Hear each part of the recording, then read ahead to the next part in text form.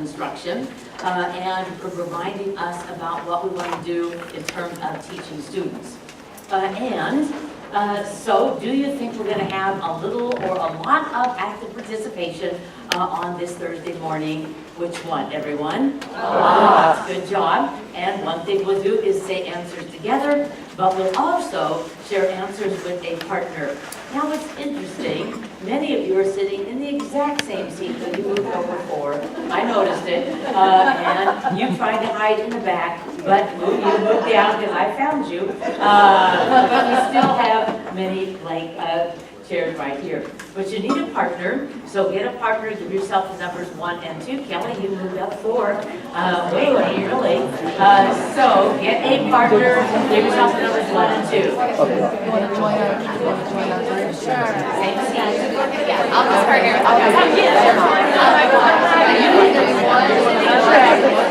Change there, okay.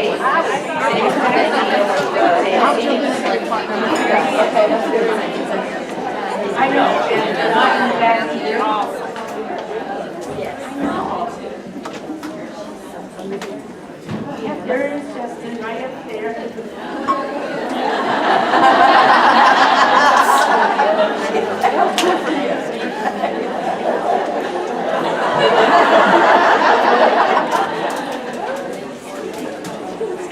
Come down there.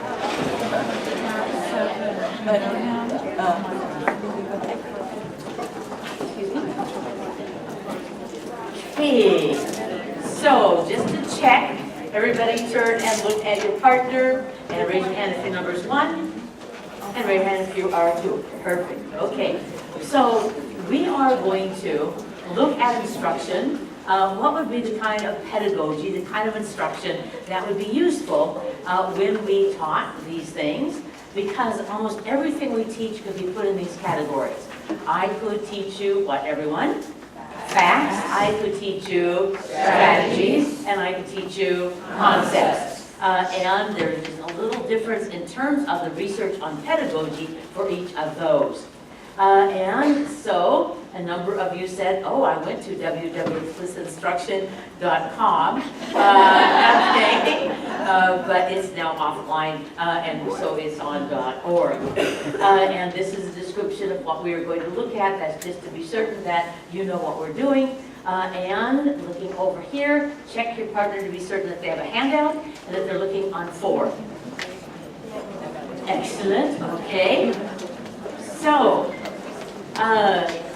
whether I am a first grade teacher or I am a math teacher, social studies teacher, science teacher, health teacher, PE teacher at the secondary level, we can divide our instruction into what we know and we want you to know, which are facts and what, everyone? Information. In fact, if you were in my session yesterday, I did a demonstration with instruction that's interactive and review that's interactive and not. And so let's see if you remember one fact. Whisper to your partner how many representatives are found in the House of Representatives. Whisper to your partner this review question. And it is what, everyone? 435. And in the Senate, of course, there is how many, everyone? 100. Okay.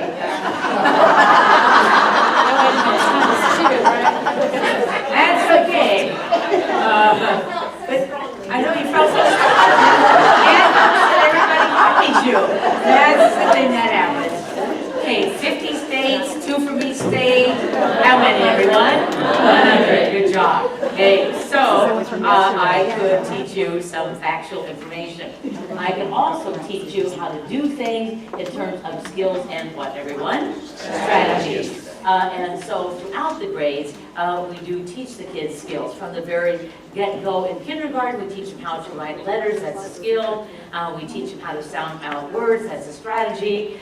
We teach them strategies through all of our classwork through graduation.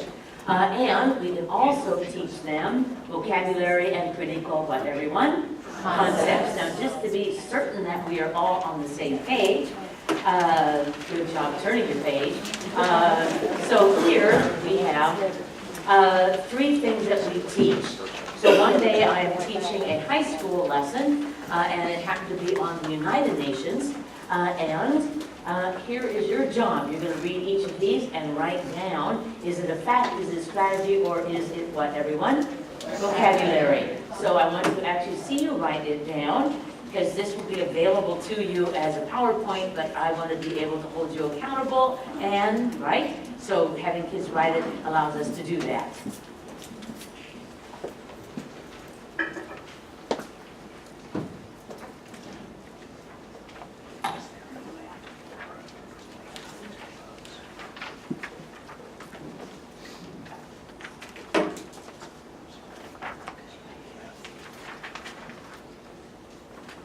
How many folks still need packets? Deja vu. Okay. I'll be back. 10.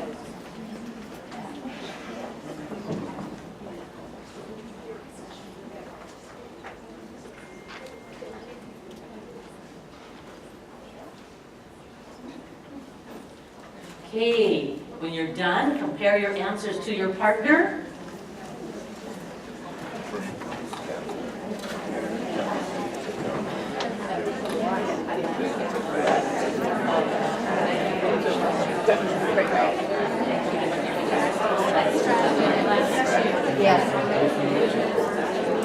Okay, so up here, feedback, introduces humanitarian, disarmament, and non-proliferation. Of course, would be what, everyone? Vocabulary. And probably if I was teaching this to a high school class, I would probably teach humanitarian by looking at the root, which would be what, everyone? Human. And so it is about humanness. I would probably be certain that they knew that arm, in this case, was weapons, and disarmament would be to remove the weapons. And tell students that there are 193 member states in the United Nations would be a fact, and demonstrate how to take Cornell notes, which are 2-column notes where you write topic and details on passage content. That would be a strategy. And introduce a procedure for writing a summary on the passage. That would be a strategy. Okay? And so everything I teach, I can ask myself, is it a fact? Is it a strategy? Is it vocabulary or concepts? So we're going to start with facts and knowledge. Now here's an interesting thing that's happening in our world. I've never had this occur, but in the last 2 years, I've had many principals and superintendents say, we are not going to teach factual information. We're going to totally focus on how to do things. We're not going to teach factual information. The children have Google and many resources. They can just like Google it. This is an entire myth. This would not be a good idea. We have good data to show the more knowledge you have, the better problem solver you are. The more knowledge you have, the higher comprehension you're going to have. The more knowledge you have, the more you're going to be able to learn new knowledge. No, teach them knowledge, please do, including 100 senators. Okay, all right. And so, here's some good reason. And I'm going to read when I stop, say the next word. Background knowledge. The text has a major impact on whether or not a reader can comprehend the text. Across grades and reading ability, prior knowledge, subject area, and key vocabulary results in higher scores on reading comprehension measures. And we know that your factual knowledge is very highly related to your subsequent comprehension. So we need to teach facts. One of the best studies in this area was with 5th graders, and they had a passage on baseball. And the first thing they did was test the students' fluency, and then they tested them on their baseball knowledge. Then they read the passage and answered questions on it. What was interesting in the study was that very low students with very low fluency, but very high knowledge of baseball had very high comprehension. Children that were very high fluency could read, but knew nothing about baseball had no comprehension. In other words, your knowledge helps. In fact, here is the adult sitting right in this room. Your best predictor of comprehension when you read is your background knowledge. And so I'm concerned about this because since the Common Core came out and adopted by North Carolina, many articles have been written about having children read things cold with no front loading. And that is simply not supported by research at all. My goodness, no. Now, it's true that you as competent adults do not need someone to front load many things you read. But we're not talking about 70-year-olds, 35-year-olds. We're talking about children that are 8, 10, 13. Is it possible they have not gathered as much background knowledge as you have? Yes or no? Yes. So if you came to Portland, Oregon, my hometown, you'd want to go to the Rose Garden, you go to the Japanese garden, you would go to the old growth forest that we have, but we would direct you to Pal's bookstore. That is our high point. We have the largest bookstore in the world. You get a map when you go in. And I always head right to the Rose Room, which is children's literature, education, philosophy, psychology, everything that I really enjoy learning about. But I always envision that somewhere in the basement, there's a gray room called engineering. Now, I have absolutely no background knowledge in engineering.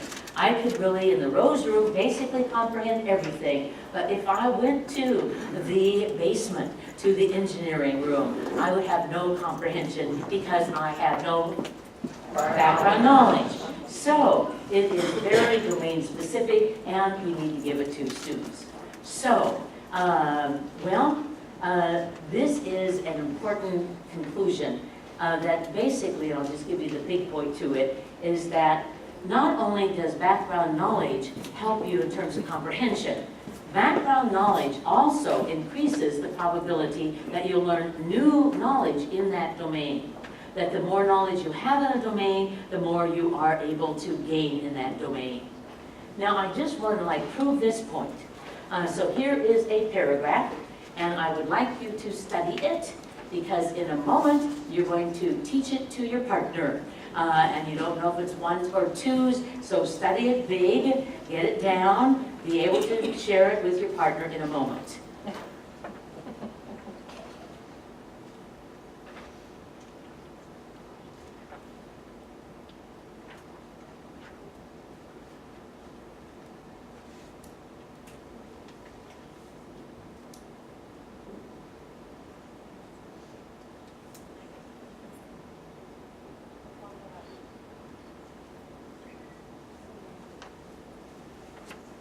I'm sure you got it.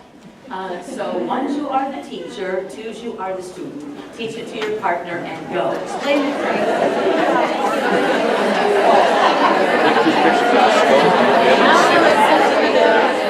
X-rays, I think it's the brain.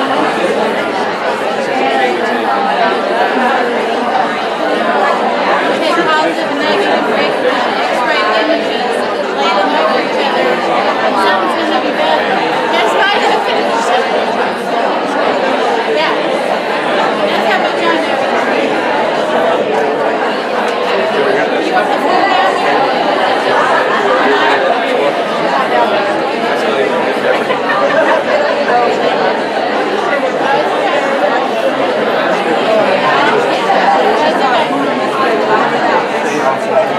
I don't like your justice.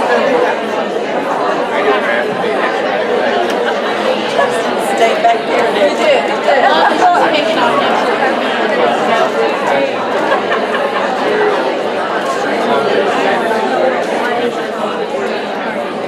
Okay, so silence. Now take just a moment of reflection and ask yourself, is it possible that you as the teacher, or as the student listening to the teacher, that maybe you didn't have 100% comprehension? Raise your hand if that is possible. In fact, another thing your district is emphasizing is close reading. But you could read this 1 time, 2 times, 3 times, 4, 5 times, 6 times, 7 times more. If you do not have the background knowledge, you still have zip. in terms of comprehension, because even close reading does require that you have the background knowledge and the vocabulary. So how would we want to teach it? Well, when we look at the research in this area, it appears that if I wanted you to remember some factual information, I have to have you, the turn page, forgive me, I have to have you attend to it, I have to have you intend to learn it, I have to have you rehearse it, and I also have to have you retrieve it. So let us look at this again. I have to have you first attend to it. I have to have you intend to learn it. I have to have you rehearse it, and I have to have you retrieve it. Good job joining us. Now everyone can. I have to have you attend, intend, rehearse, and retrieve. Faster. I have to have you attend, intend, rehearse, and retrieve. I have to have you attend, intend, rehearse, and retrieve. Again, would gestures help you recall this, yes or no? Yes. Okay. And so, if I just, let's say I had factual information on slides and I just whipped through them with no rehearsal, no retrieval, is it possible that the students would not retain it, yes or no? Yes. And that's what we're doing with factual information. We sort of expose the children. But if there is information that is worthy of them retaining, then we need to have them attend, intend to learn it, rehearse it, and retrieve it. And so, let us look at that in a lesson that I taught. I sort of picked middle of the grade lessons knowing that we have K-5 here. So this was a lesson that I was asked to teach in a school site in 5th grade where the students were doing a bird unit. And they were going to next study emperor penguins, but before they did that, they were to learn about the habitat, the land, the climate, and the vegetation, and the animals of that environment. So, I am teaching it. Now you are extraordinarily well-behaved 5th graders. Okay. Justin? Okay, and so, looking up here. Students, we are going to go to our next exploration in our bird unit. And we're going to learn about emperor penguins. What are they called, everyone? Emperor penguins. But remember, before we can study the animal, in this case a bird, we have to have some idea of their habitat, because the way they live, the way they are adapted to the environment, the way they evolve over time is very dependent on that environment.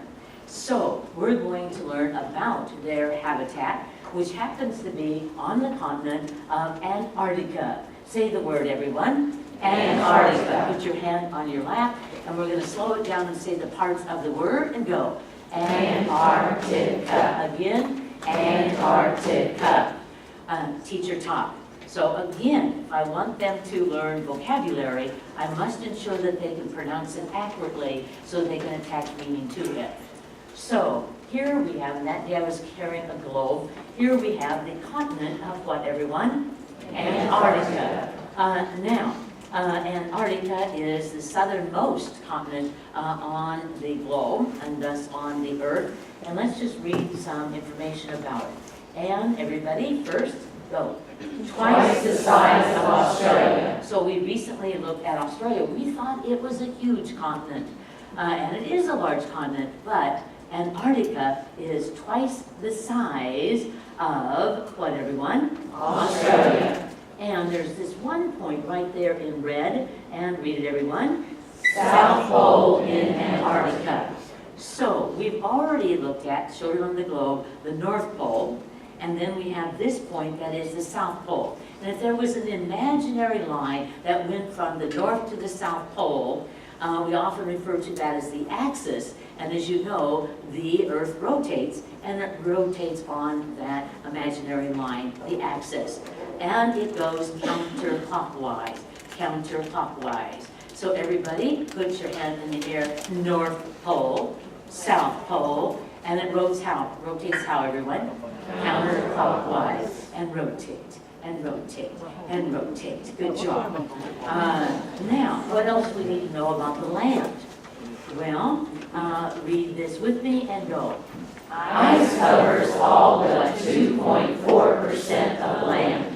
Now, I don't expect you always to remember 2.4, but I want you to remember the big idea that almost all of the land is covered with what, everyone? Ice. Just a teeny tiny bit of Antarctica is not covered in ice.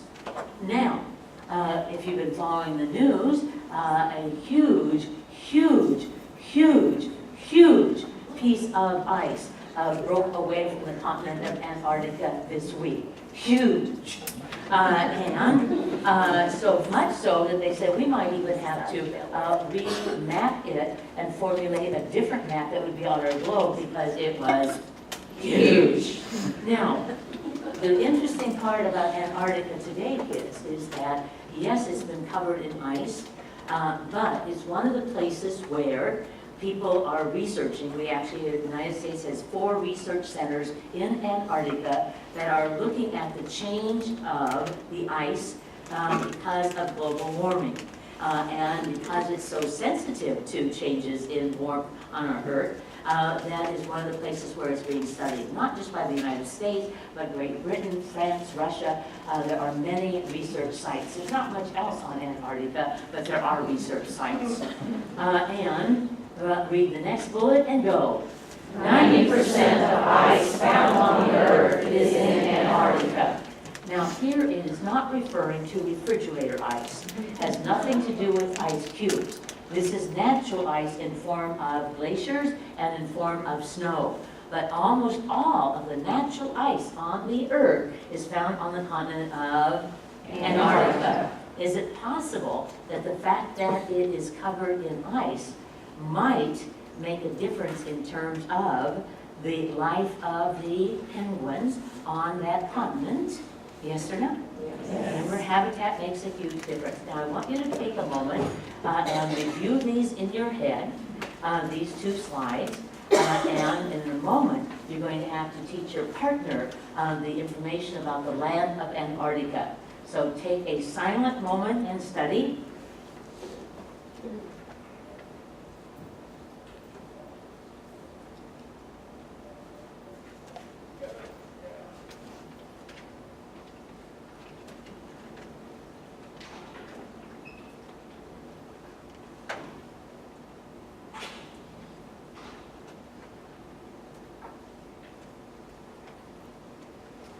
Okay, 2, you are the teacher. And you're going to start by saying, wait. You're going to start by saying, first of all, turn your handouts over so you're not looking. You're going to start by saying, here's some things you need to know about the land of Antarctica. Say it, everyone. Here's some things you need to know about the land of Antarctica. 2, teach it to your partner and go.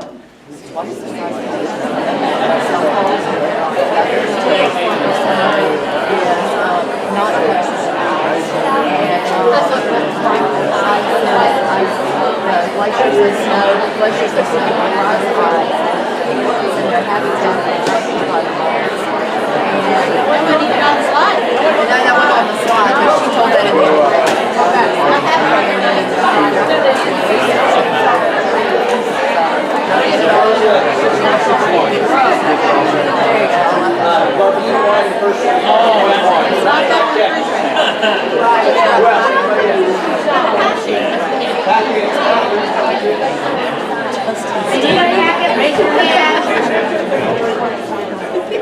Okay, fall silent. Thank you very much.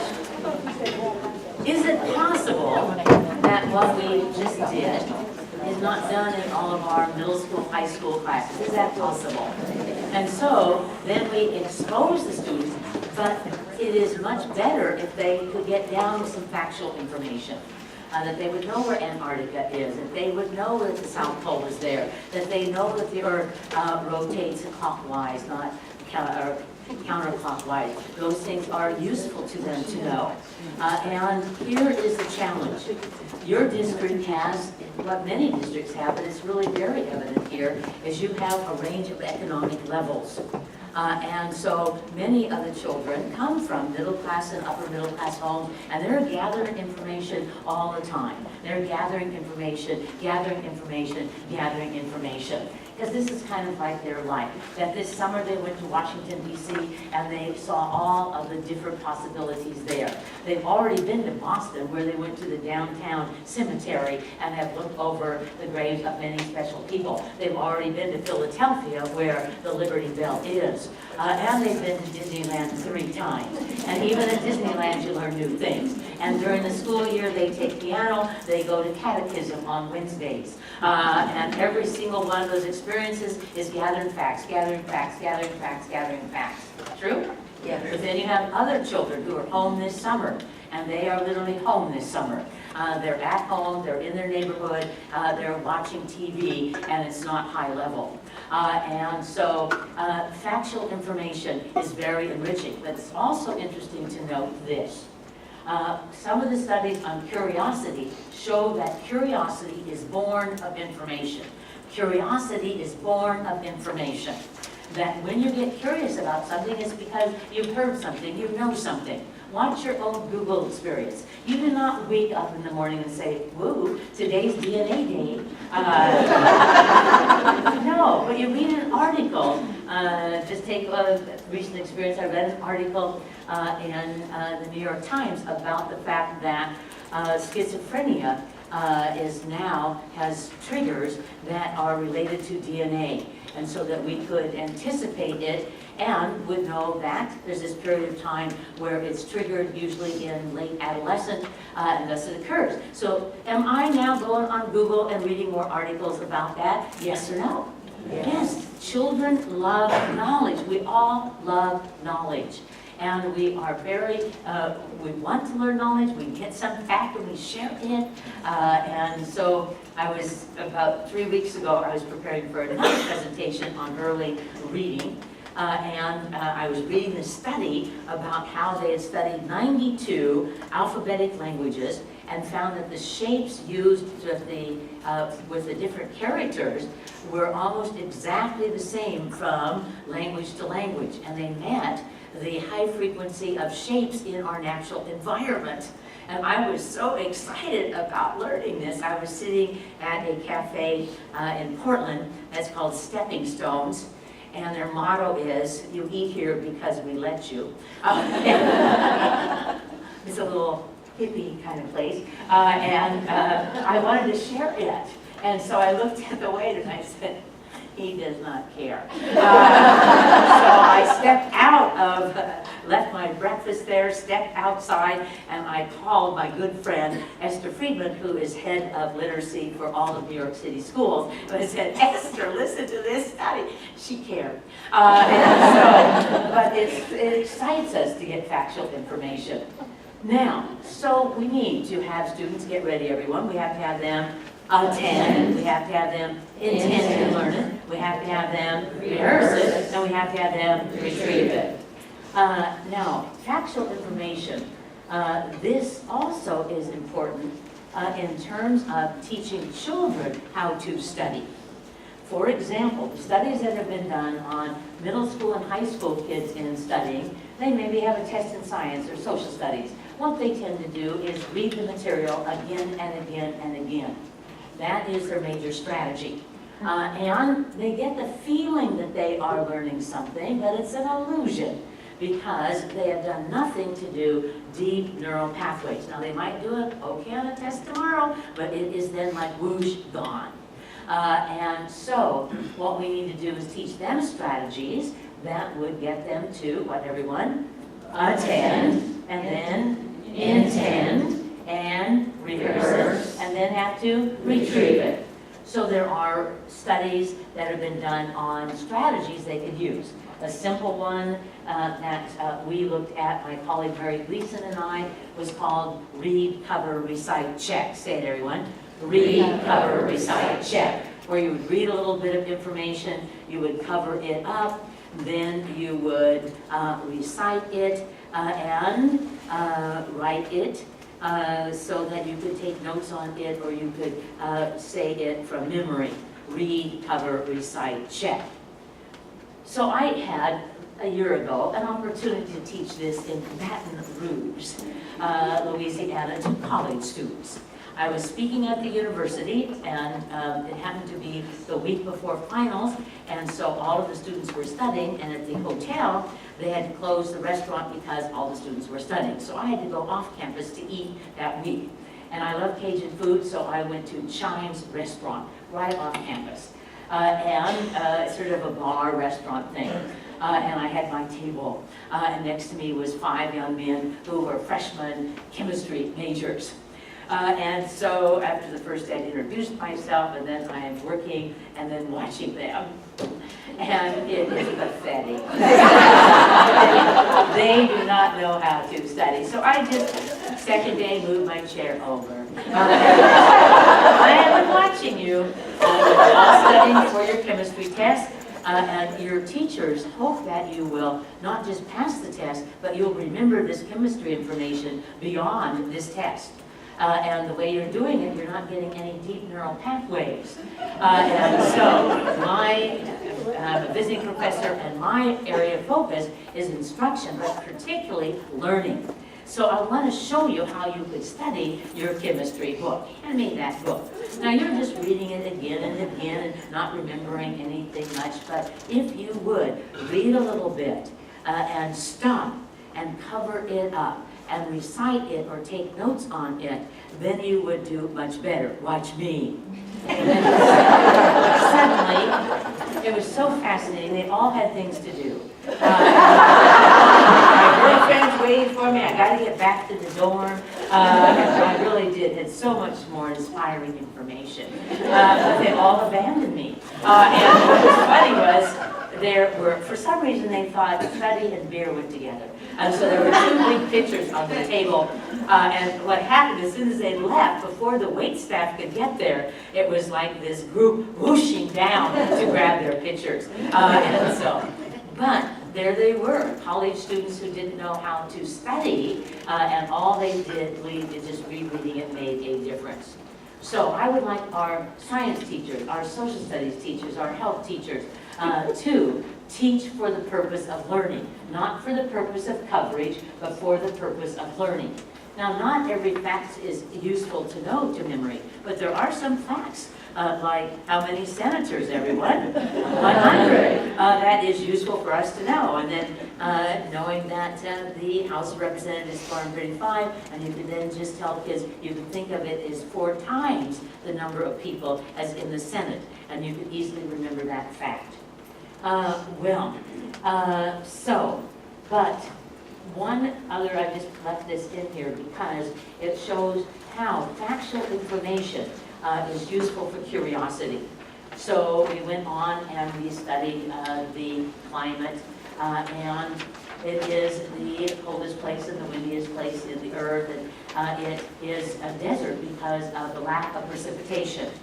So on the second day I was at the school after teaching these 5th graders, the principal came down to where I was doing demonstrations, and he said, Anita, is it possible that you could speak to a parent who's called about your visit yesterday? I said, well, yes. Yes, he called because